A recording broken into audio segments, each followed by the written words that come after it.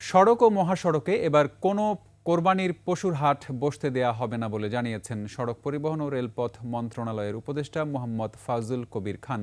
এদিকে ঈদ যাত্রা নির্বিঘ্ন ও চাঁদাবাজি মুক্ত করতে নানা পদক্ষেপ নেওয়া হবে বলে জানান স্থানীয় সরকার উপদেষ্টা আসিফ মাহমুদ সজীব ভুইয়া। বিস্তারিত আকবর হোসেন সুমনের রিপোর্টে।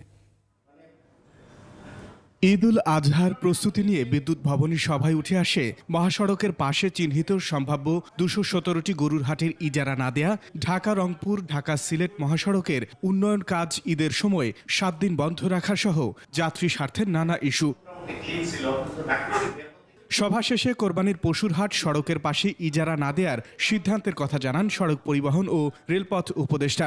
সড়কে যাতে কোরবানির পশু না আসে, তো এটার জন্য একটা নির্দেশনা দেওয়া হয়েছে যে যাতে মহাসড়ক থেকে দূরে যাতে হাট বসানো হয় এবং এটা সীমানা নির্ধারণ করে দেওয়া হবে এবং এটা মনিটরিং করা হবে। কোরবানির পশু পরিবহন ও ব্যবসায়ীদের কাছ থেকে চাঁদাবাজি বন্ধে কঠোর ব্যবস্থা নেওয়া হবে বলে জানান স্থানীয় সরকার উপদেষ্টা। যে কোনো ধরনের অনিয়ম কিংবা চাঁদাবাজি কিংবা যে কোনো ধরনের অভিযোগ আপনারা সংশ্লিষ্ট কর্তৃপক্ষকে দেবেন।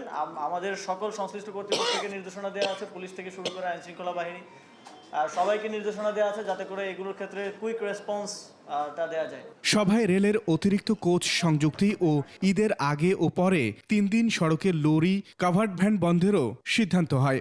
রেলের যে অতিরিক্ত গাড়ি দেওয়া হবে। আকবর হোসেন সুমন, ২১ টেলিভিশন, ঢাকা।